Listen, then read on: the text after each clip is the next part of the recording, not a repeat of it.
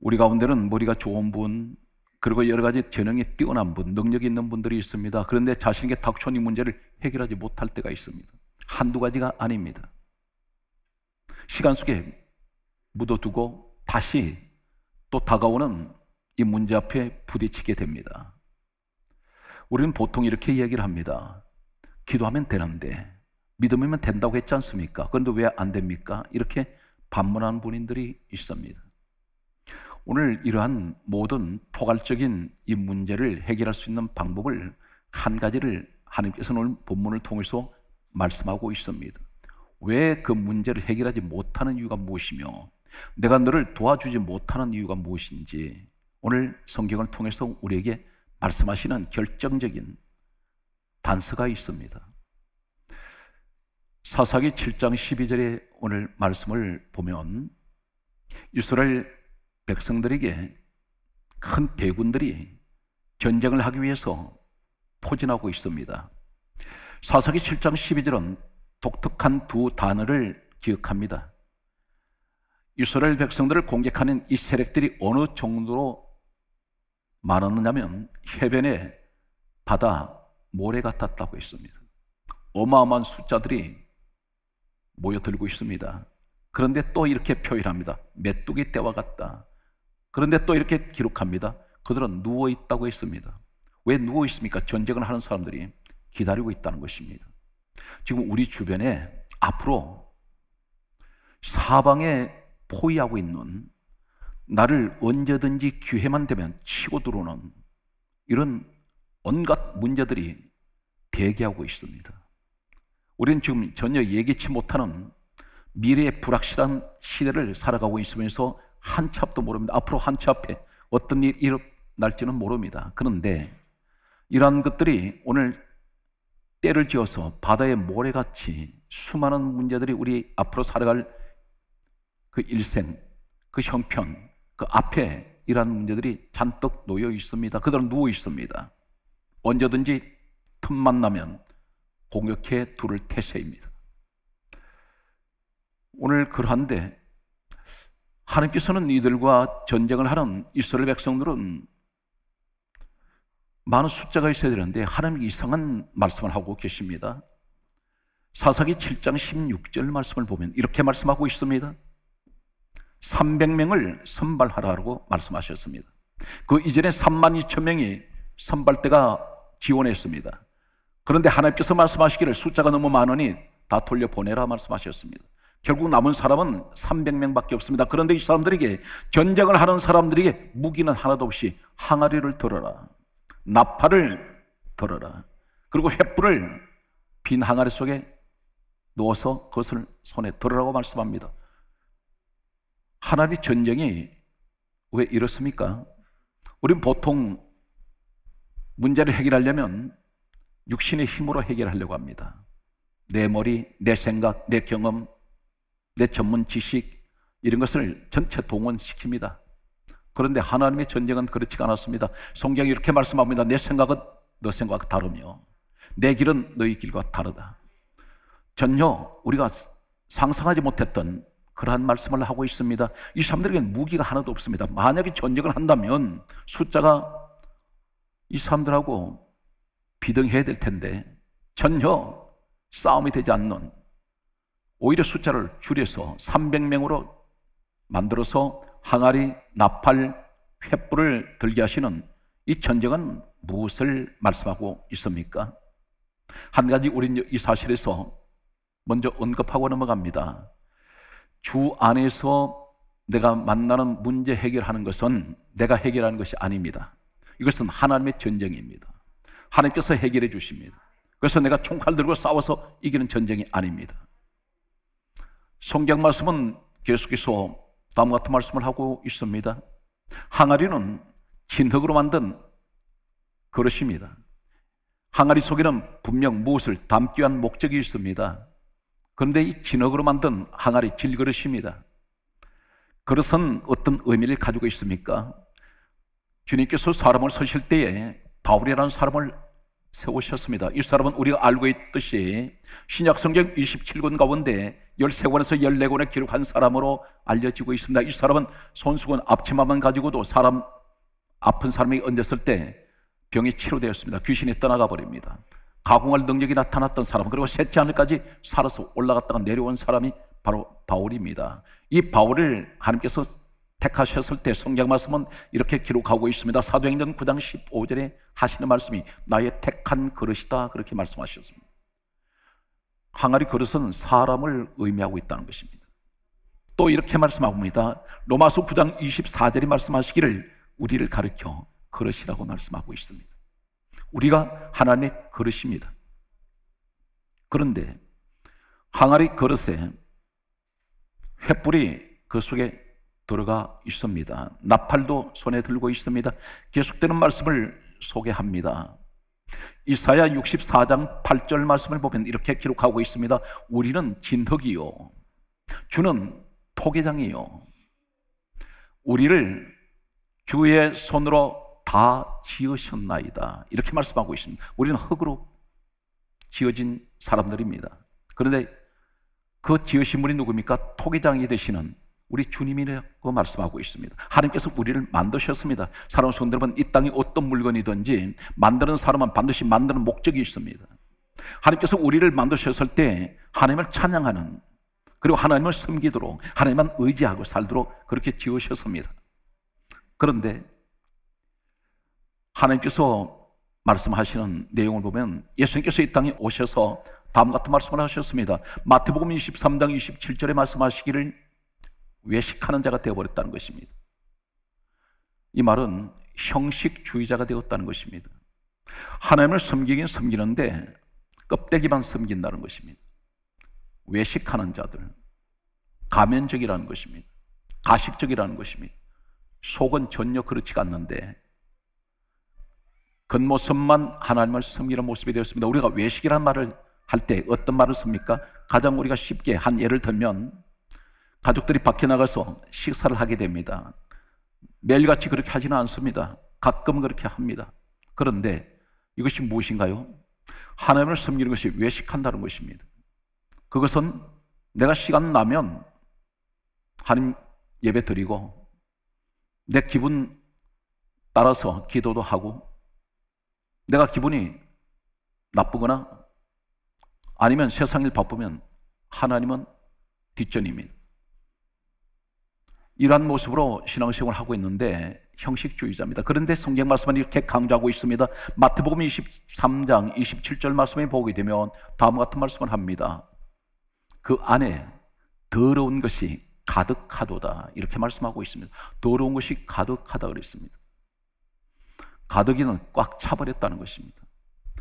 오늘 하나님의 그릇되는 우리를 보고 하시는 말씀이 너 속에는 하나님은 없고 세상 더러운 것이 가득 차 있고, 그리고 겉으로만 하나님을 찬양하는 이 모습, 외식주의자, 형식주의자, 이러한 모습을 말씀하는데 오늘 성경 말씀은 이렇게 기록하고 있습니다. 예레미야 애가 4장 1절 말씀이 오게 되면 하나님께서 이렇게 말씀합니다. 하나님 백성들을 향해서 하시는 말씀이 슬프다. 하나님이 슬퍼하세요.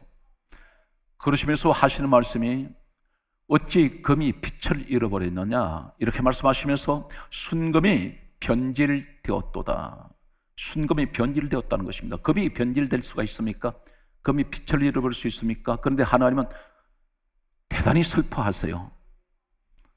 어찌 그리 금이 빛을 잃어버렸고 순금이 변질되었는가, 그렇게 말씀하시면서 계속되는 말씀은 예레미야 애가 4장 1절에 이렇게 말씀하고 있습니다. 성소의 돌들이 각 거리 오기마다 다 쏟아졌다, 이렇게 말씀하고 있습니다. 금은 무엇을 말씀합니까? 베드로전서 1장 7절에 믿음을 말씀합니다. 금 같은 믿음, 금은 보배입니다. 내게는 이 믿음이 보배였는데 변질되어 버렸다는 것입니다. 왜 변질되었습니까? 내 속에 세상 것이 가득하게 자리 잡았습니다.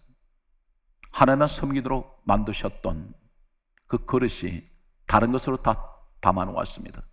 성경은 말씀합니다. 더러운 것이 가득 담겨 있다고 말씀하시면서, 그래서 성소의 돌들이 뭡니까? 하나님의 성전에 있어야 할 사람들이 각 거리 어기마다 다 쏟아져 버렸습니다. 다시 말해서 하나님 성전에서 예배하고 기도하고 찬양하는 사람들이 세상에 좋아서 세상으로 다 흩어져서 나가 있습니다. 교회에 있지 않는다는 것입니다. 신앙을 떠나버렸다는 것입니다. 세상이 너무나 좋기 때문에 세상이 많은 것을 유혹을 하고 있습니다. 다 이렇게 흩어져 버렸다는 것입니다. 믿음이 변질돼 버리신 사람들. 계속되는 말씀은 또 이렇게 기록하고 있습니다. 오늘 성경 말씀을 보게 되면 골로새서 3장 5절에서 6절 말씀은 이렇게 말씀합니다. 탐심이 마음에 가득한데, 이 탐심을 가리켜 우상이라고 말씀합니다. 너 속에 좀 우상이 자리 잡고 있다는 것입니다. 예수 그리스도께서 하나님이 내 마음에 좌정하셔야 되는데, 탐심이라는 것이 내 마음에 자리 잡아서 이것이 네가 섬기는 우상이 되어서 우상 숭배하고 있다는 것입니다. 그러면서 하신 말씀이 이것들로 말미암아 하나님의 진노가 임하느니라. 하나님이 진노하신다 있습니다. 내가 이런 것을 가지고 하나님 앞에 나와서 기도를 하면 하나님께서는 오히려 진노의 대상이 그것을 무엇을 내어놓으라고 구할 때 하나님 보실 때 그 기도는 듣지 않습니다. 그렇다면 무엇을 지금 오늘 말씀하고 있을까요? 오늘 성경 말씀은 계속해서 보게 되면 다음과 같은 말씀을 하고 있습니다. 고린도 후서 4장 4절에 성경 말씀은 이렇게 말씀합니다. 우리가 이 보배를 질그릇에 가졌다고 했습니다. 이 보배는 예수 그리스도입니다. 정작 하나님 말씀하기를 예수 그리스도가 내 마음속에 계셔야 되는데 그것이 보배인데 너는 세상 엉뚱한 것을 네 속에 가득 채워놔, 서리기 같은 것들을 가득 채워놨다는 것입니다. 이 땅을 길게 살아봐야 100년을 넘기지 못하는데 앞으로 몇십 년을 살면 이 땅을 그냥 예고 없이 떠나가야 될 텐데 세상이 미쳐서 세상 것을 가득 담아놓고 탐심 가운데 살아가는 탐욕이, 이것이 우상이 되고 있다는 것입니다. 성경 말씀은 계속해서 다음 같은 말씀을 하고 있습니다. 이사야 33장 6절은 우리에게 이렇게 말씀하고 있습니다. 하나님을 경외하는 것이 보배니라. 하나님을 예배하고, 경외는 하나님을 예배하고 섬기며 하나님을 찬양합니다. 기도하는 것도 하나님을 경외하는 것입니다. 하나님을 의지하는 것입니다. 그것이 우리에게 보배라는 것입니다. 그런데 정작 이 보배를 잃어버렸다는 것입니다. 성경 말씀은 계속해서 우리에게 다음과 같은 말씀을 하고 있습니다. 오늘 야고보서 3장 14절의 말씀을 보게 되면 좀 충격적인 말씀을 하고 계십니다. 독한 시기가 있고 다툼이 있는 사람이 있다 있습니다. 이 시기와 다툼이 있는 자리에 무엇이 있을까요? 미움이 있습니다. 원망이 있습니다. 불평이 있습니다. 불만이 있습니다. 다툰다 있습니다. 집안이 날마다 분쟁합니다. 다투고 있습니다. 그런데 이 시기와 다툼이 단순하게 사람은 누구나 다 다툴 수 있습니다. 성인군자가 어디 있습니까? 의인은 없는 날에 한 사람도 없습니다. 그런데 대단히 중요한 것이 있습니다. 이 땅을 살면서 화를 안 내고 살아가는 사람이 어디 있습니까? 다 화를 냅니다. 그런데 중요한 것은 절제를 해야 된다는 것입니다. 그러면 성경 말씀은 계속해서 이렇게 말씀하고 있습니다. 이 독한 시기와 분쟁을 할 때에, 다툼이 있을 때에 어떤 일이 있습니까? 야고보서 3장 14절에 그렇게 말씀하시면서 야고보서 3장 15절에 하신 말씀이 이것이 어디에서 왔는가를 충격적으로 밝히고 있다는 것입니다. 이것은 땅의 것이요, 정욕적인 것이요, 귀신의 것이라 있습니다. 귀신이 주었다는 것입니다. 성령이 주신 것이 아니라는 것입니다. 귀신이라는 존재는 어떤 존재입니까? 사탄, 마귀와 같은 무리들입니다. 같은 악령들의 존재입니다. 각 사람 속에 시기를 집어넣고 분쟁하게 만듭니다. 사람을 불평, 불만을 집어넣습니다. 혈기를 잔뜩 집어넣습니다. 이것이 누구 것이냐면 귀신 것이라는 것입니다. 악한 영이 집어넣었다는 것입니다. 나도 모르는 사이 그것이 내 속에 들어와 버렸습니다. 한 가지 참고로 말씀드립니다. 그럴 리가 있습니까? 오해하지 마시기 바랍니다. 요한복음 13장 2절에 예수님을 온 30에 팔 때에 가룟 유다가 자신의 생업을 팔지 않았습니다. 배후에 어떤 존재가 있다는 것을 기억하십니까? 요한복음 13장 2절에 보게 되면 가룟 유다에게 마귀가 예수를 팔려는 생각을 넣었다는 것입니다. 영적 뒤에서 조종하는 자가 누구입니까? 마귀였습니다. 사단 마귀를 가리켜서 성경은 계시록 12장 9절의 말씀을 보게 되면 뱀을 사단 마귀라고 그렇게 말씀하고 있습니다. 뱀의 특징이 무엇인지 아십니까? 파충류 가운데에서 가장 혈기가 많고 독이 많은 파충류가 뱀입니다. 뱀은 혈기가 가장 많은 파충류로 알려져 있습니다. 이 귀신이 사람 속에 분쟁하도록 집어넣는다는 것입니다. 다투도록 만든다는 것입니다. 혈기를 내도록 만든다는 것입니다.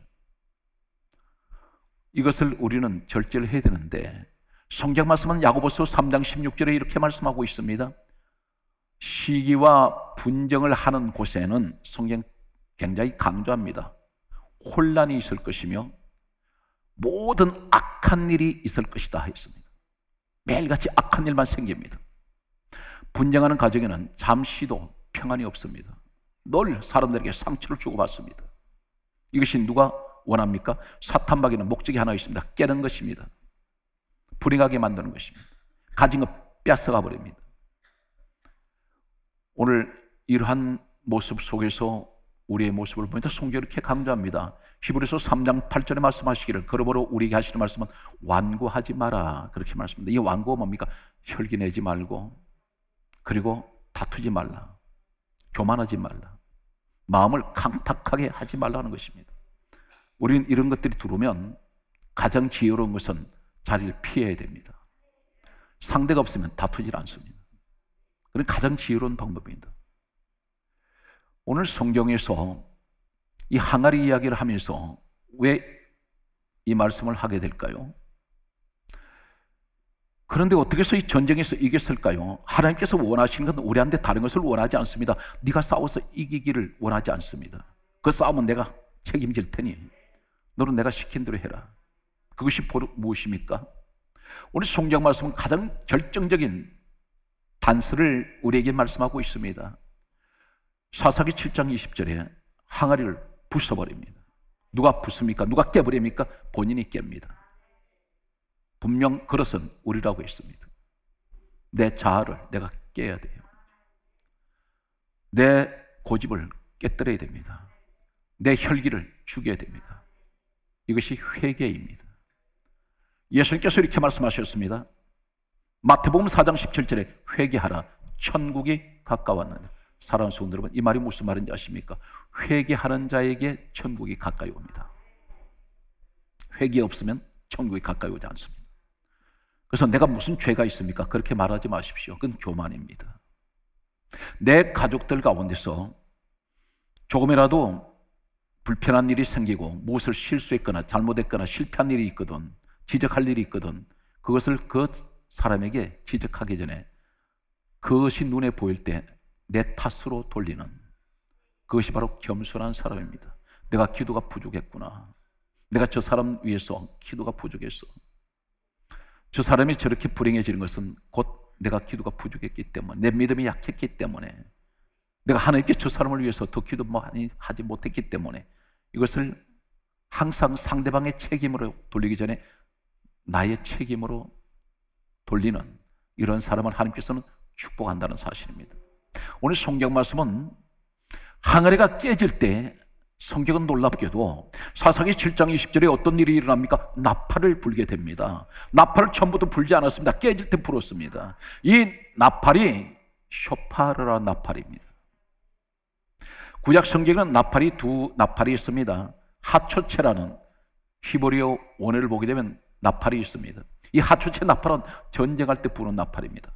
이 쇼파르 나팔은 항아리가 깨질 때 부는 이 나팔은 평화의 나팔입니다. 이 나팔을 불 때 평화가 왔다는 것입니다. 오늘 무엇을 말합니까? 내가 내 육신이 깨질 때에, 내 고집이 깨질 때에, 내 자아가 깨질 때에, 내 세상 것이 깨질 때에 들려오는 것은 평화의 소리가, 나팔 소리가 내 가정에 들려오기 시작합니다. 누가 붑니까? 본인이 분다는 것입니다. 깨는 것도 본인이 깨야 되고 부는 것도 본인이 불어야 됩니다. 이것은 전부 나를 향하신 하나님의 말씀이에요. 너 누구를 탓하지 말아라. 하나님 가장 말씀하는 것, 너한테 책임이 있어. 우리는 하루가 다르게 시시각각, 이 시대는 최첨단 과학 문명은 하루가 다르게 달라집니다. 그런데 10년이 가도 20년이 가도 달라지지 않는 것이 한 가지가 있어요. 이것이 기적입니다. 바로 무엇인지 아십니까? 자신이라는 것입니다. 교회 생활을 10년, 20년 했는데 10년, 20년 전의 모습 그대로입니다. 혈기가 안 죽었습니다. 더 세상적으로 사람이 변해버렸습니다. 겸손한 모습 없습니다. 과거의 세상 모습 그대로 가지고 있습니다. 20년 전의 모습 그대로 가지고 있습니다. 왜 안 변합니까? 내가 변하고 싶은 의지가 없어요.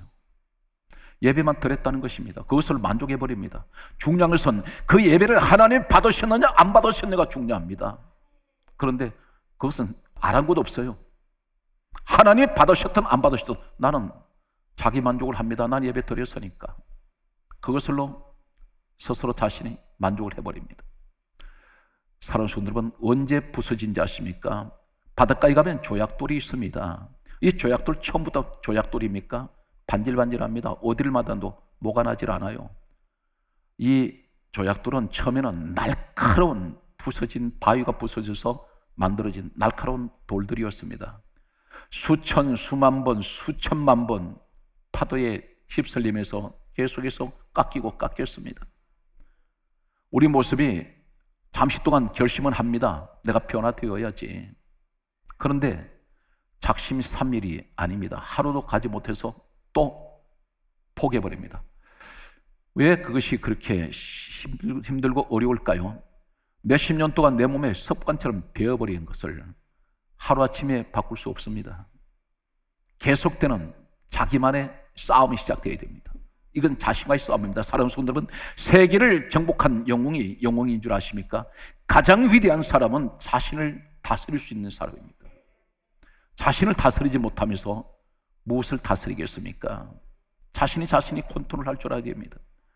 우리는 스스로가 절제할 수 있는 이런 믿음의 사람이 되시기를 간절하게 소망합니다. 오늘 성경 말씀 중요한 것은 내가 내 스스로 항아리가 깨질 때 내 입에서 나팔 소리가 나오는데 쇼파의 평화의 소리가 들리기 시작합니다. 하나님께서 우리에게 말씀하신 말씀 무슨 말입니까? 네가 지금 당하고 있는 오늘 사사기 7장 12절에 메뚜기 떼처럼 누워있는 너를 치려 들어오는 수많은 대적들, 그리고 바다의 모래 같은 수많은 것들이 너를 기다리고 있다 할지라도 내가 다 막아줄 텐데, 그것은 가장 중요한 것은 내가 너에게 원하는 것은 너는 내 육의 항아리를 깨라. 깨면 평화의 소리가 들려질 것이다. 나를 죽여야 됩니다. 신앙생활에서 가장 중요한 것은 나를 죽이는 작업이에요. 모든 씨앗은 반드시 땅에 심어지면 죽습니다. 죽지 않는 씨앗은 싹이 나지 않습니다. 생명이 올라오지 않습니다. 이것이 바로 자연을 통한 부활의 의미입니다. 예수님이 십자가에 죽으시고 그리고 부활하시면서 우리를 새 사람으로, 새 생명으로 거듭나게 하셨습니다. 성경 말씀은 이렇게 기록하고 있습니다. 나팔 소리가 들려질 때 어떤 일이 들려질까요? 평화의 소리가 들려지는데 성경 말씀은 이렇게 기록하고 있습니다. 여호수아 6장 20절 말씀을 보게 되면 여호수아가 이끄는 이스라엘 백성들이 여리고성을 돕니다. 7일 동안 돌았습니다. 7번 마지막 날 돌고 하나님 말씀입니다. 나팔을 불어라. 그 나팔이 무슨 나팔입니까? 쇼파라였습니다. 이 나팔 불 때에 여리고 성벽이 그대로 무너져 버립니다.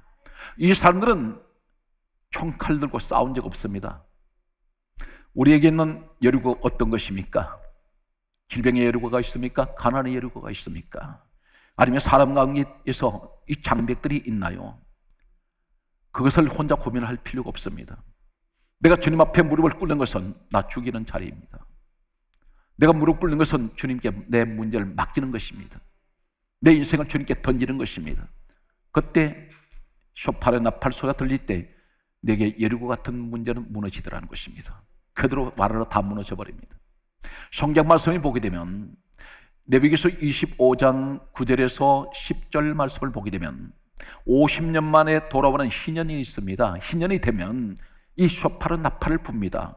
불 때에 어떤 일이 생깁니까? 성경 강조합니다. 자유를 공포하라, 그렇게 말씀합니다. 자유가 선포됩니다. 자유가 선포될 때 감옥에 갇혀있던 죄수들이 풀어져 버리고 빚쟁이들에게 빛에 찌들려 있던 사람들이 탕감이 되어버립니다. 포로는 돌아갑니다. 모든 것이 다 풀어집니다.